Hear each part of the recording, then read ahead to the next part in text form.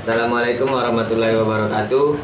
Perkenalkan, nama saya Aditya Febrian. Saya berasal dari kelas 12 instrumentasi medik.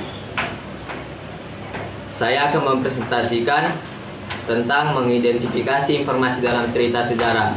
Secara umum, cerita sejarah dapat dijelaskan sebagai karangan atau cerita yang menyajikan suatu peristiwa atau kejadian, serta bagaimana peristiwa itu berlangsung berdasarkan urutan waktu. Untuk mengidentifikasi cerita sejarah, kriteria yang digunakan adalah sebagai berikut. 1. Berdasarkan peristiwa. Cerita sejarah dapat diidentifikasi menjadi dua, yaitu cerita sejarah yang benar-benar terjadi. Yang kedua, cerita sejarah yang berupa khayalan seperti cerpen, novel, dan sejenisnya. 2. Berdasarkan tujuan. Cerita sejarah dapat diidentifikasi menjadi dua, yaitu sebagai berikut. A. Cerita sejarah ekspositoris, bertujuan untuk memperluas pengetahuan pembaca. Yang kedua, cerita sejarah sugestif, bertujuan untuk merangsang daya khayal pembaca. Menurut Mohali, sejarah adalah rangkaian keseluruhan peristiwa yang berkaitan dengan kehidupan manusia.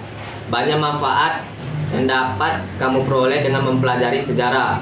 Hal ini sesuai dengan pendapat Nugroho Noto Susanto yang menyatakan adanya 4 fungsi sejarah. Keempat fungsi tersebut adalah sebagai berikut. 1. Fungsi rekreatif, yaitu sejarah dapat memberikan perasaan senang atau gembira kepada penikmatnya. Yang kedua, fungsi inspiratif, yaitu dengan mempelajari sejarah kamu bisa mengembangkan inspirasi, imajinasi, dan kreativitas demi keberlangsungan hidup, berbangsa, dan bernegara yang lebih baik lagi. Yang ketiga, fungsi instruktif, yaitu sejarah dapat dijadikan alat bantu pembelajaran. Yang keempat, fungsi edukatif, yaitu nilai-nilai sejarah dapat dijadikan pembelajaran dalam kehidupan sehari-hari dan petunjuk bagi manusia dalam berperilaku agar menjadi pribadi yang arif dan bijaksana. Struktur cerita sejarah. Yang pertama yaitu orientasi, adalah bagian yang menunjukkan awal kejadian cerita atau latar belakang terjadinya peristiwa. Yang kedua, komplikasi, adalah kondisi mulai timbul konflik antara tokoh utama dan tokoh lain.